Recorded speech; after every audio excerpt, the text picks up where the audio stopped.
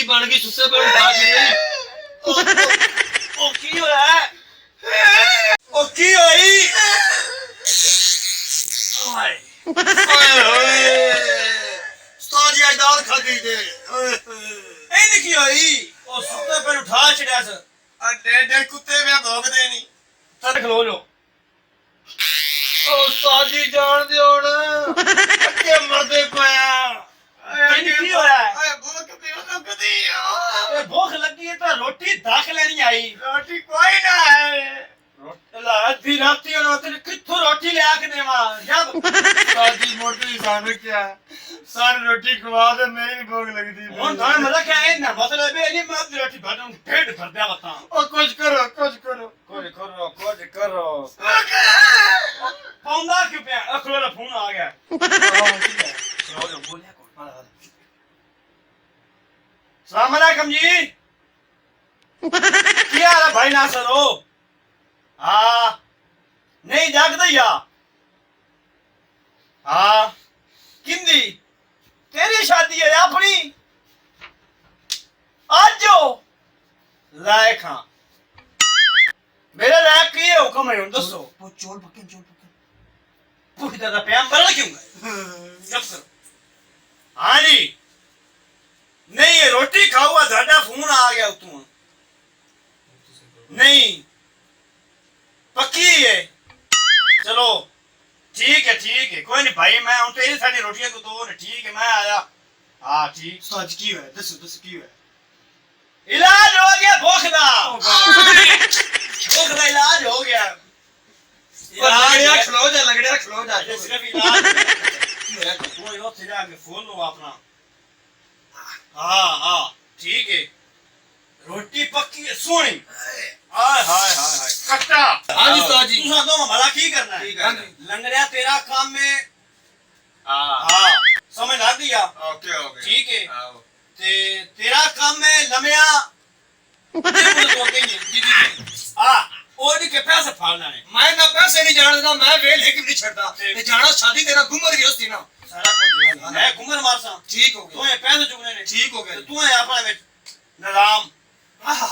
ठीक है ओए यार की होया खुशी ना करदा अच्छा मैं आके उस्ताद जी चलो डोला पाछ छड़ी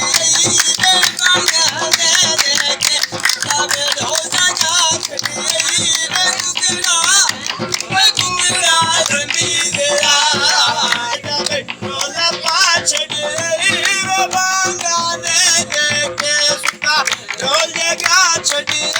दे कुंगरा रमी देरा जो में बच्चे ते भोग ला तेरे कदर के ते तेरा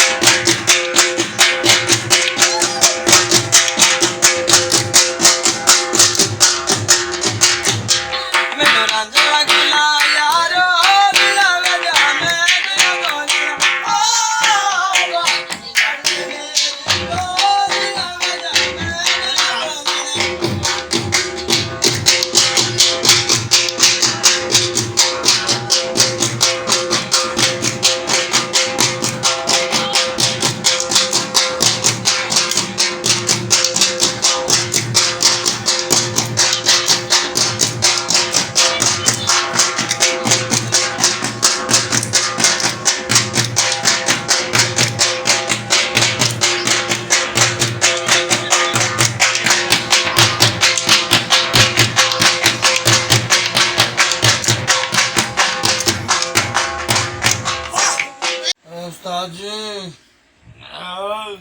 ਜੀ ਅੱਜ ਤੈਨੂੰ ਚਾਰ ਮਾਰ ਛੜਿਆ ਜੇ ਉਹਨਾਂ ਕੋਣੀ ਸ਼ਾਦੀ ਵਾਲੇ ਚੌਲ ਖਵਾਏ ਮੇਰੇ ਤੇ ਡੇਢ ਕੁੱਤੇ ਵੀ ਭੋਗਦੇ ਨਹੀਂ